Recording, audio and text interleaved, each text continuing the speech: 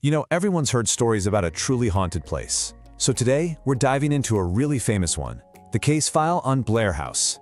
It's a location with a story so chilling, it actually prompted a full-scale paranormal investigation.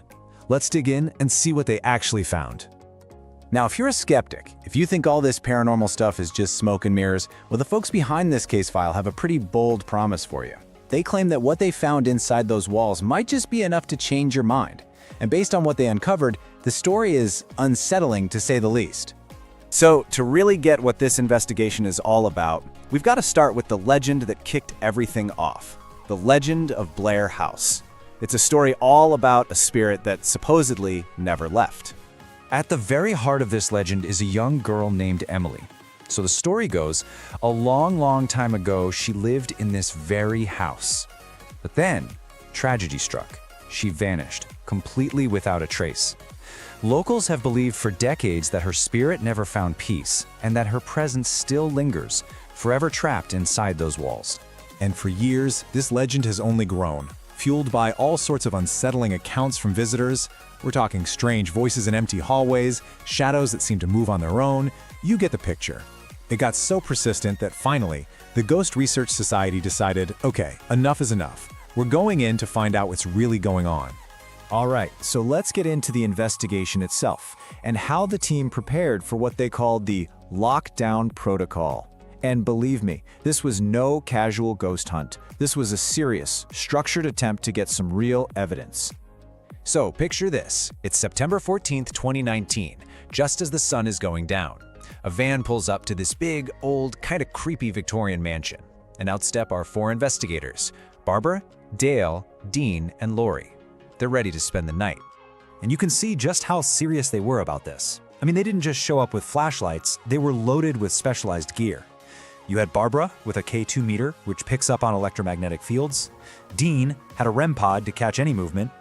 Dale was on the Ovulus X, a wild device that supposedly turns energy into actual words. And Lori had the Spirit Box, which scans radio waves for voices. And here's the really crucial part, the protocol itself. It was a complete lockdown. Once those doors were shut, that was it. No one in, no one out. Just the four of them, their gear, and whatever else was in there with them. This was super important to make sure whatever they recorded was actually coming from inside the house. So here's where it gets really interesting. They didn't have to wait around for long at all. Almost as soon as they started, the unexplained stuff began to happen and it escalated fast. And you can see how quickly things ramped up. I mean, the very next morning, they're already hearing a disembodied voice. By the second night, they're seeing shadow figures in the attic and having this, frankly, terrifying run-in in one of the hallways. Let's really break down what went on. Okay, so the first thing happens bright and early, 7:43 a.m. Barbara's reviewing some audio and she hears a woman's voice clear as day down the hall. Naturally, she figures it's just her teammate, Lori, maybe on the phone. But when she asks her, Lori says she just woke up, and that's when it hits them. That chilling feeling, you know? There were only 2 women in the entire house, so whose voice was that? All right, later that night, the team decides to head up to the attic. The second they walk in, this wave of cold just hits them. And then 2 things happen at once. Dean and Lori both see this dark, shadowy figure zip across a wall. And at that exact same moment, the whole room just fills with the smell of cigarette smoke, really strong. And here's the kicker. Not one of the 4 investigators smoked. Not a single one. They hadn't brought any cigarettes into the house. So that smell, it had absolutely no logical explanation. None. So the tension is just ratcheting up now. On the second floor, they find this door at the end of a long hallway, and it looks like it hasn't been opened in 100 years. Barbara decides to knock 3 times. They all just wait, and then they hear it, a faint response from the other side. Okay, time to go. They cautiously start to back away. But just as they turn to leave, bang! This incredibly violent crash just erupts in the hallway. It sounded like someone literally threw their entire body against a wooden wall right next to them. And then, right after that huge bang, they heard it. A laugh. They described it as soft, but just deeply disturbing. Almost like something was mocking them, enjoying their fear. At that point, the whole vibe in the house went from tense to just downright terrifying. Okay, so with loud bangs and screaming sounds now happening all over the house, The team starts to think it's all coming from one place, the basement. So they decide to head down there and try to make direct contact. The second they get down there, the feeling is just oppressive, you know? They describe the air as heavy, dark, and just plain uncomfortable. They start setting up all their cameras and gear, getting ready to see what's hiding in the dark. With everything recording, the team makes their move. Barbara speaks out into the quiet room, asking a very simple question. If someone is here, tell us your name.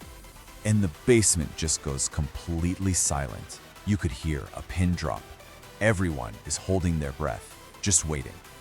After a few incredibly tense seconds, Lori's spirit box starts to crackle.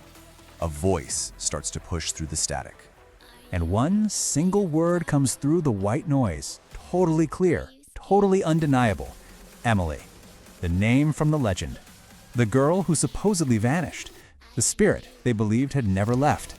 And that one word, that's what brings us to the really unsettling conclusion of this whole investigation. That moment of direct communication pretty much confirmed their worst fears. The stories about Blair House, they were a lot more than just stories. And I think what this investigation really suggests is that some places in this world, places like Blair House, they aren't just wood and nails. You know, maybe they're more like containers. Containers for memories, for emotions that never got resolved. They hold on to the past, and sometimes that past is screaming to be heard. And that really leaves us with one final, chilling question to think about, right? The whole story of Blair House is this stark reminder of what might happen when the past just refuses to let go. It really makes you wonder, what little signs are we all ignoring in our own lives? And what happens when you finally realize that something is already watching?